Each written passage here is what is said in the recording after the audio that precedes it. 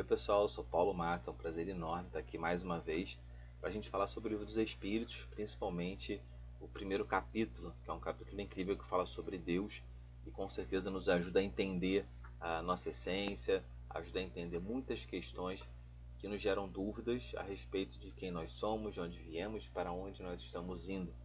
Então fica aqui com a gente que nos próximos 25, 30 minutos aí a gente vai entender um pouquinho melhor Deus. E para a gente começar, né, esse nosso estudo de hoje, eu vou fazer uma oração. Então você fica à vontade aí para mim se concentrar um pouquinho. Então nós vamos agradecer a Jesus, porque Ele é o grande coordenador, é o grande gestor do nosso sistema solar, por sempre nos amparar, por sempre estar conosco, por sempre nos intuir através dos amigos espirituais, por ter deixado um legado de mensagens, de instruções, nos indicando o caminho, como tomar as melhores decisões. E agradecer a Deus, nosso Pai, dedicar a Ele nosso amor, nossa gratidão por tudo ser tão perfeito. Senhor, abençoe a cada um que está vendo esse vídeo nesse momento, para que possa sentir em seu coração as vibrações positivas de paz, de luz, e que elas possam se estender também, Senhor, aos nossos irmãos que nesse momento estejam nas ruas, nos asilos, nos orfanatos, nos presídios, e também, Senhor, na solidão dos seus lares. Que todos os teus filhos possam receber as suas vibrações de amor. Fica conosco agora e sempre, graças a Deus. Muito bem, então vamos lá, vamos começar nosso estudo aqui. Deixa eu botar aqui o nosso material. Então vamos lá. Prontinho. Muito bem, então vamos começar. Primeira coisa que eu acho mais legal aqui foi Kardec ter colocado o título do capítulo de Deus. É simples, o capítulo chama de Deus, né? Ele vai discorrer agora sobre a divindade, para a gente gerar melhor entendimento. Então, a gente vai estudar as questões de 1 a 9, sendo que de 1 a 3 ele trata de Deus o infinito, e na questão de 4 a 9 ele trata da existência de Deus propriamente dita, né? Então a gente vai entender um pouquinho mais esses conceitos. Vamos lá começar. A primeira questão que Kardec colocou no Livro dos Espíritos, a questão chama-se "Que é Deus?". E é fantástico a maneira como ele coloca assim, o que é Deus, né?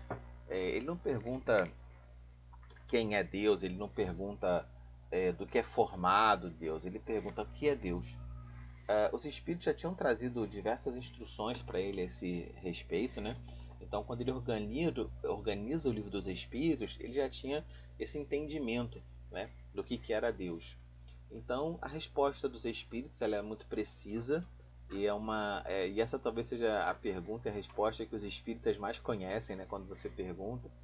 E ele responde o seguinte: os espíritos responderam o seguinte: Deus é a inteligência suprema, causa primária de todas as coisas. Ou seja, Deus, tudo que existe que você possa imaginar e que você não possa imaginar ainda, foi criado por Deus. Deus é essa causa primária, Deus é essa inteligência suprema que criou todas as coisas. Se a gente pensar assim, quem criou Deus? Se alguém tivesse criado Deus, esse ser seria Deus, né? O que tinha antes de Deus? Se tivesse algo antes de Deus, Deus não seria Deus. Quem o criou antes, ou quem criou esse universo antes, é que realmente seria Deus. Então Deus está no princípio de tudo, está no princípio das coisas, é a inteligência suprema.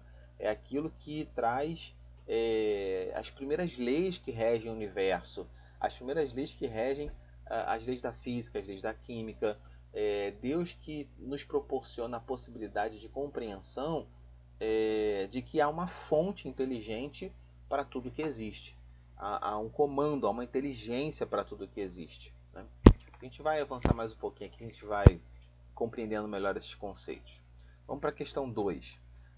Kardec aqui, ele meio que parece ter uma lacuna, né? Porque normalmente você lê o Livro dos Espíritos e ele vai fazendo uma pergunta baseada na resposta anterior, né? Então aqui ele já faz uma outra pergunta. O que se deve entender por infinito? Se a gente pensar bem, o infinito é algo assim muito curioso. que é infinito? Alguma coisa que não tem fim. E como pode alguma coisa não ter fim, né? O que pode alguma coisa não ter início e não ter fim? Então, assim, como o conceito de infinito já era um conceito conhecido, né, pela ciência, pela matemática da época, né? Então Kardec ele pergunta, o que a gente entende por infinito? Eu acho que já tentando induzir ali, né, de que ele talvez estivesse falando que Deus poderia ser infinito, que já é a próxima questão, que eu já estou dando spoiler. Então, os espíritos respondem para ele o seguinte: o que não tem começo nem fim, o desconhecido. Então, infinito, não tem começo, não tem fim. Ou seja, é desconhecido, né, o que vem depois, porque se a gente está vivendo um momento de tempo presente, eu não sei o que vem no futuro. E o infinito, ele vai além do futuro. Né?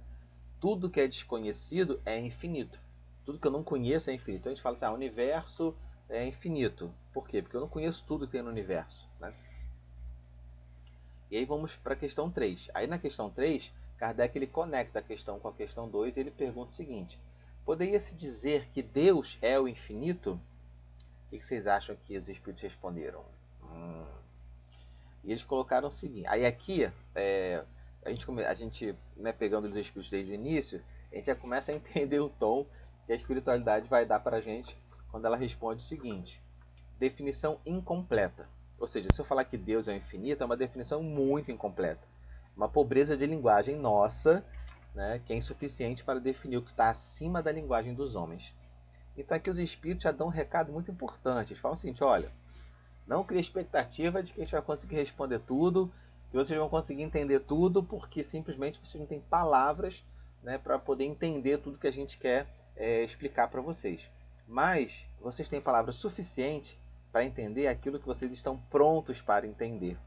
Então, se a gente tiver um pouco de humildade, a gente vai entender que assim como uma criança que está na alfabetização, ela vai ter dificuldade de fazer leituras complexas de poesias, né, da antiguidade, assim como a gente também vai ter dificuldade de entender a explicação da espiritualidade de coisas que está muito além ainda da nossa compreensão, da nossa capacidade de compreender. A mesma coisa que um aluno que está aprendendo a somar e subtrair, ele vai ter dificuldade de entender o que é um logaritmo, né? O que é um cálculo.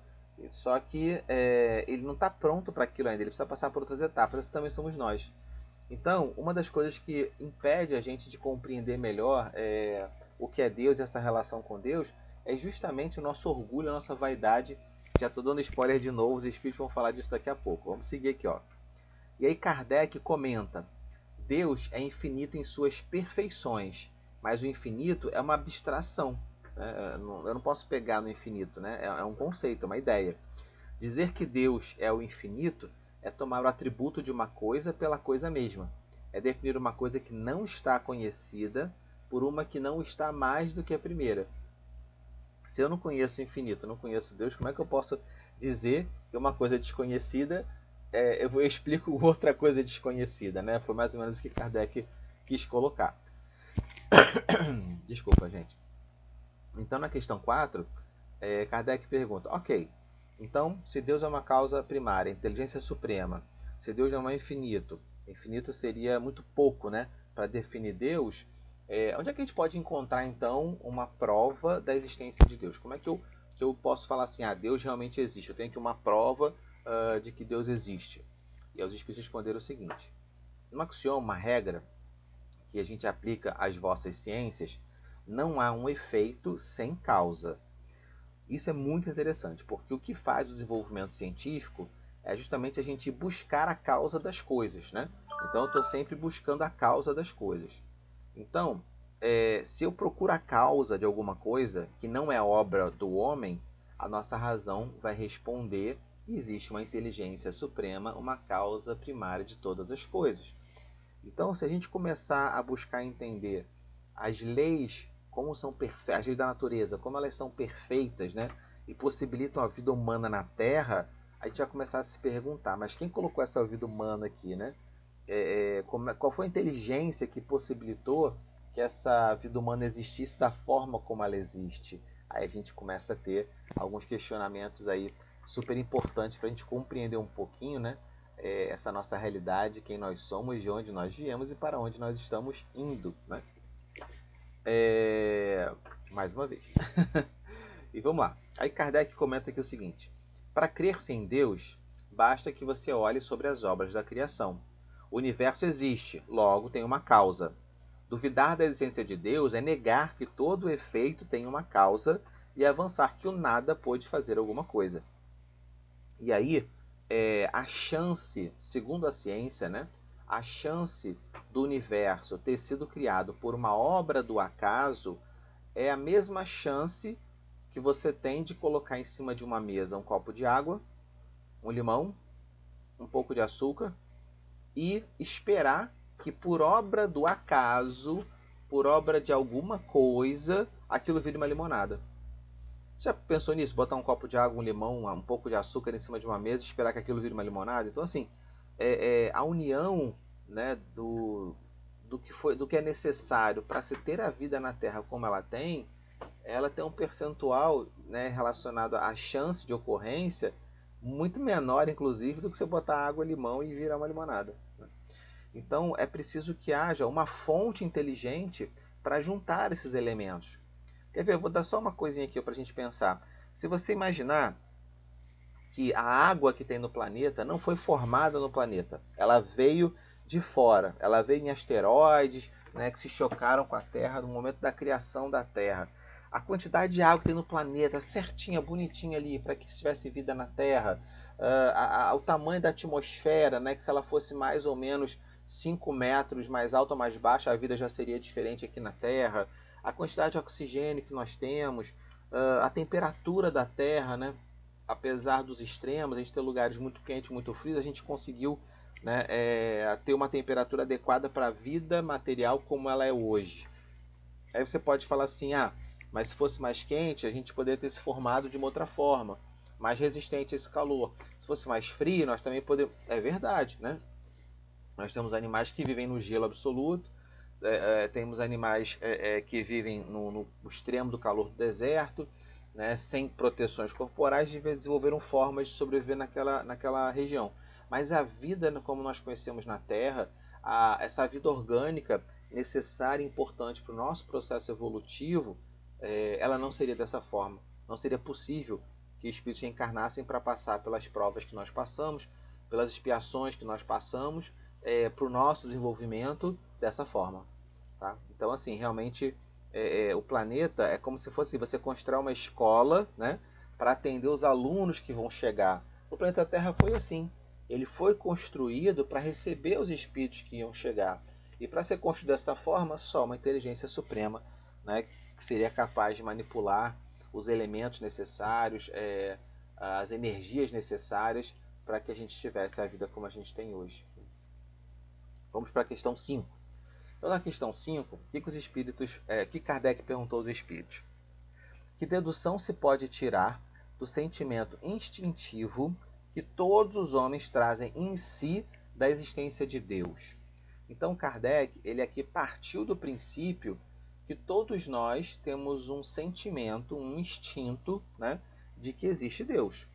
Então, se a gente for pegar, normalmente Deus, desde a da época pré-histórica, tudo aquilo que a gente desconhece, a gente atribui a Deus, né? Então tem um trovão ali, eu não sei o que é aquilo, eu vou lá e chamo de Deus. Eu ouço o trovão, né? Eu vejo um raio, eu não sei o que é aquilo, eu chamo do Deus raio, Deus trovão.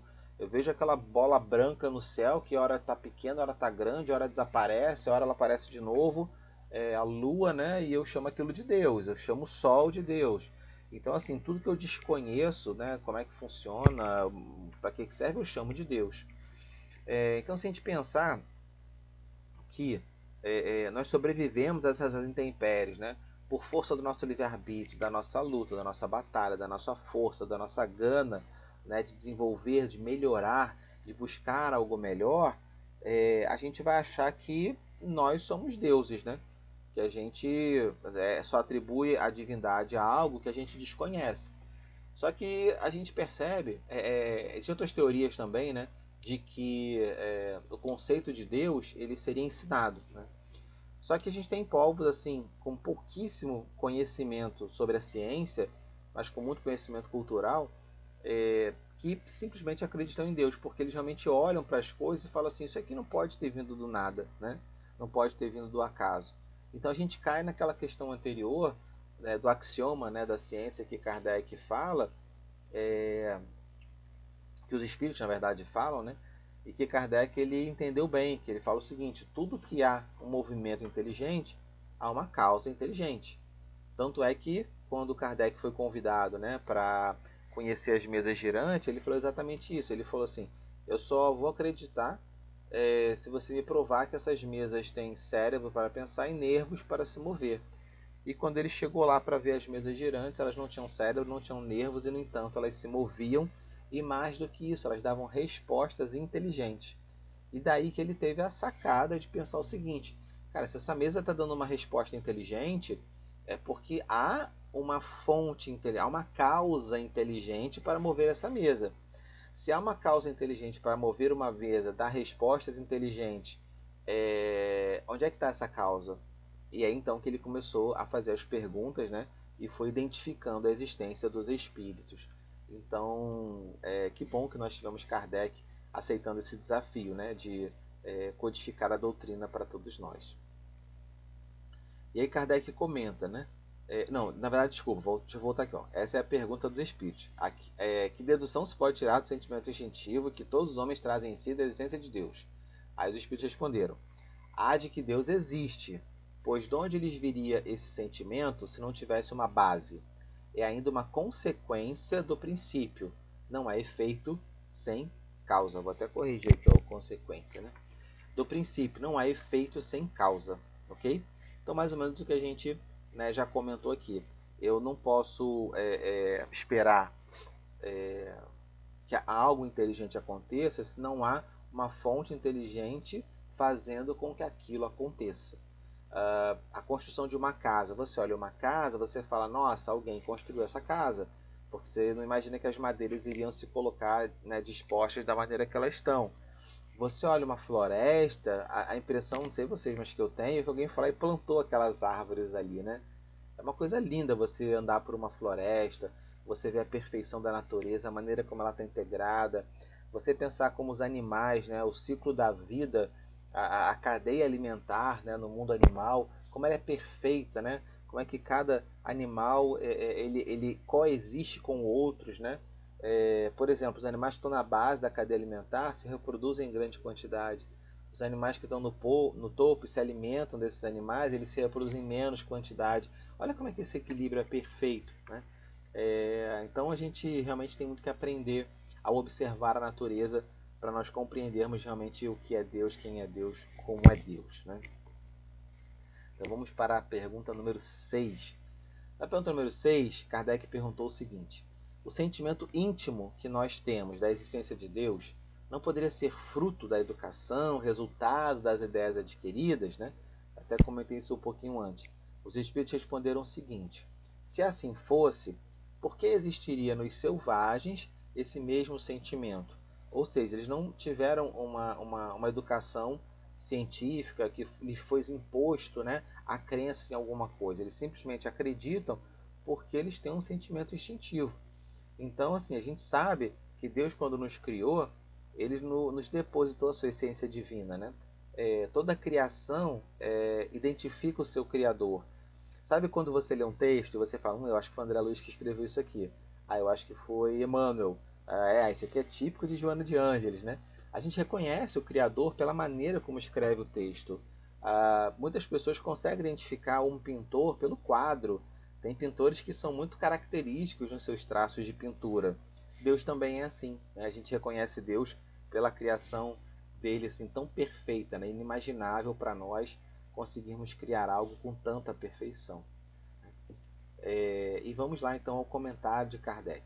Kardec coloca o seguinte: se o sentimento de um ser supremo fosse tão somente produto de um ensino, ele não seria universal e não existiria, senão nos que houvessem podido receber esse ensino, conforme se dá com as noções científicas.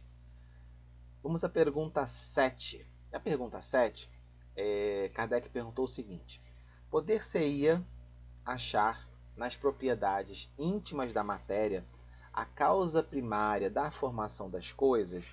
Ou seja, será que se eu entrasse ali no detalhe da matéria, né, a nível molecular, ali, celular, molecular, Será que eu poderia encontrar a causa primária da formação das coisas? Uma pergunta muito inteligente. Eu acho que não sei se eu faria esse tipo de pergunta, não. Mais uma vez, que bom que tivemos Kardec, né, para fazer essas perguntas lá em 1850. E os espíritos responderam então, mas então, qual seria a causa dessas propriedades? É indispensável sempre uma causa primária. E os espíritos, né, dão uma pegadinha aqui. Vou voltar na pergunta. Ó. Kardec perguntou: poder-se achar nas propriedades íntimas da matéria a causa primária da formação das coisas? Os espíritos falam sim, né? E aí qual seria a causa dessas propriedades? Então, se eu acho no íntimo das coisas a sua causa primária, o que foi que causou primariamente essa suposta causa primária? Então, assim, sempre que eu busco o que a causa da causa da causa da causa da causa, no final das contas eu vou chegar num conceito assim, tem que ter uma inteligência suprema para ter criado essa primeira causa, esse primeiro princípio. E o que é muito difícil para nós entender hoje é porque nós vivemos sobre um conjunto de leis, né? Eu tenho aí a lei da gravidade, por exemplo, né? A lei do movimento dos corpos, a lei da inércia, ou seja, são leis físicas que nós estamos descobrindo e não criando. A gente descobre que ela existe por observação, por estudos científicos.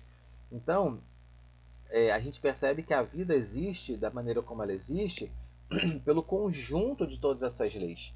Então, assim como um cientista precisa conhecer muitas informações para que ele possa criar um medicamento, para que ele possa criar uma fórmula, para que ele possa desvendar o motivo de uma doença, ele tem que conhecer muitas e muitas informações.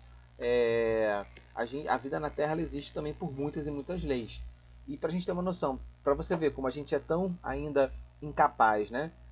Você não vai ter um especialista em violino, medicina, engenharia, leis. Você não tem uma pessoa que seja profundamente conhecedora de todos esses assuntos.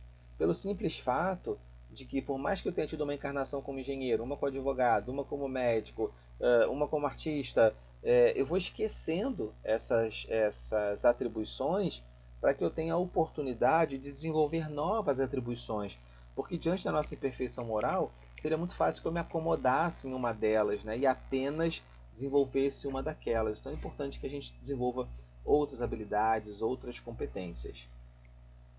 E aí Kardec ele comenta: atribuir a formação primária das coisas às propriedades íntimas da matéria seria tomar o efeito pela causa, porquanto essas propriedades são também elas um efeito que há de ter uma causa. Né? Aquilo que a gente falou, a causa da causa da causa da causa, vai chegar uma hora e falar assim, tá bom, alguém inteligente criou essa primeira causa, né? Essa primeira regra aqui. Por isso que Kardec, os espíritos colocaram de maneira muito bonita, né, que Deus é a inteligência suprema, a causa primária de todas as coisas.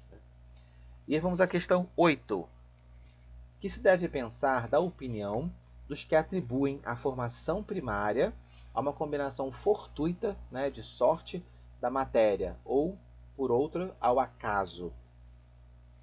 Isso a gente comentou um pouquinho lá no início, né? Imagina a gente colocar ali elementos, né, farinha, manteiga, açúcar, chocolate e achar que aquilo vai virar um bolo sozinho, né, sem efeito de uma inteligência que misture na quantidade exata, certa, na temperatura certa, no tempo certo, batido e mexido da maneira correta. Olha quanta coisa é importante que se tenha para se fazer um bolo, né, fazer um alimento. E aí os espíritos, né, outro absurdo, que homem de bom senso pode considerar o acaso um ser inteligente. E se ainda assim o fosse, né, que o acaso pudesse existir, certamente haveria um ser inteligente promovendo o acaso. Então, se o acaso existe, o acaso se chama Deus, né, que é a origem de todas as coisas. Né? E aí os espíritos colocam. E demais, o que é o acaso? O acaso não é nada, né? Simples assim. Então nada é por acaso. Tudo tem um motivo e uma razão de existir. E aí Kardec ele comenta o seguinte: a harmonia existente no mecanismo do universo patenteia combinações e desígnios determinados. Ou seja, a harmonia que tem no universo, ela exige, né, combinações muito específicas. por isso mesmo revela um poder inteligente. Atribuir a formação primária ao acaso é uma insensatez, pois o acaso ele é cego, ele não pode produzir os efeitos que a inteligência produz, né? A sorte ela é cega, né? A obra do acaso ali. Você jogar um dado ali vai cair 4, 5 ou 6, né? Um acaso inteligente já não seria o acaso, né? Já deixaria de ser pela definição da palavra do que é o acaso. Então, realmente, o acaso não existe. Tudo tem uma razão de ser, tudo tem um motivo de ser. Se eu atribuir alguma coisa na minha vida, ou na minha relação com as pessoas, ou na minha existência ao acaso, eu estou dizendo que Deus não está no controle daquilo. Então, isso também mexe com a nossa fé. Entender Deus ajuda a gente a entender os nossos problemas, as nossas dificuldades, porque tudo tem uma razão de ser. Ou fui eu que provoquei aquilo, né? Ou aquilo é uma necessidade para o meu desenvolvimento. Então, se eu não estudo, eu vou cair numa recuperação. Se eu estudo e faço as provas conforme elas vão sendo explicadas, eu vou aprendendo e vou passando de ano, né? Então, vamos para a última pergunta, que é a questão 9. Já estamos aqui indo para o encerramento do nosso estudo. E a questão 9 é o seguinte: em que é que, na causa primária, se revela uma inteligência suprema e superior a todas as inteligências? Vamos ver o que os espíritos responderam. Tendes um provérbio que diz: pela obra se reconhece o autor. Pois bem, vede a obra e procurai o autor, né? Eu já dei um spoiler disso antes. A gente estuda o assunto, né? A gente quer emendar as coisas, enfim. Mas aqui a gente comentou um pouquinho e o que os espíritos trouxeram para a gente, né? A gente reconhece o autor pela sua obra. Então, se você vê uma obra, quem será que foi o autor daquela obra, né? E o que gera a nossa incredulidade é o orgulho.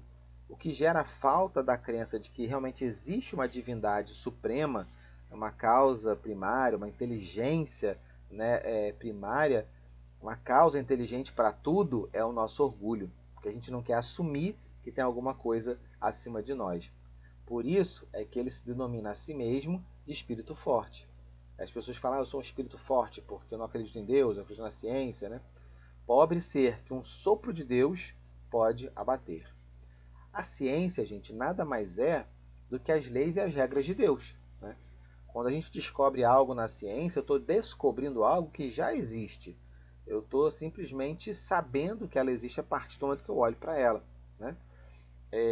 Por exemplo, os portugueses, quando chegaram no Brasil, para eles descobriram que o Brasil existia, mas o Brasil sempre existiu aqui, né? Esse território que depois foi chamado de Brasil. Os índios habitavam aqui, né? Tinham muitas tribos, muitas culturas diferentes espalhadas pelo nosso território. Então, os portugueses encontraram o Brasil, né? Ele já existia. Assim é a ciência. A ciência ela encontra as coisas, ela não, ela descobre, ela tira o que cobre das coisas. Ela não está criando algo novo. A gente cria algo novo quando a gente mistura os elementos descobertos para se chegar nesse algo novo. E a mistura desses elementos ela é promovida pela inteligência de quem os mistura, pelos cientistas, né, que misturam os elementos para se chegar naquele novo elemento. Então, assim está um bom exemplo, né? Cientistas que misturam os que não acreditam em Deus, na grande maioria das vezes, são justamente aqueles que mais provam a existência de Deus.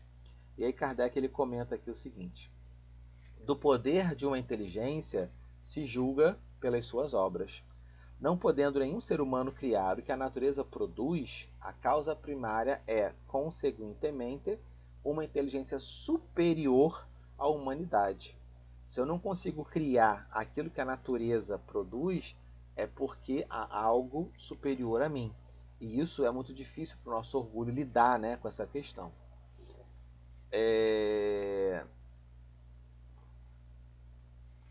Quaisquer que sejam os prodígios que a inteligência humana tenha operado, ela própria tem uma causa, e quanto maior for o que opere, tanto maior há de ser a causa primária. Então, qualquer que seja o prodígio que a inteligência humana tenha operado, né, tem uma causa. Então, o homem criou as pirâmides do Egito, tem uma causa ali inteligente. O homem criou a vacina, criou uma medicação, o homem criou uma obra da engenharia maravilhosa, há uma causa, né?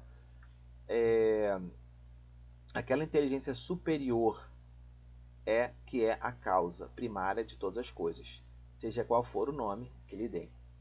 Então, quanto maior é o que a gente consegue criar, maior é a nossa inteligência. Então, se a gente pensar que o que Deus criou, né? Vamos pegar a natureza, uma árvore. Imagina, jogar uma sementinha ali, ela se reproduz, se multiplica e vira uma árvore enorme, gigantesca, né?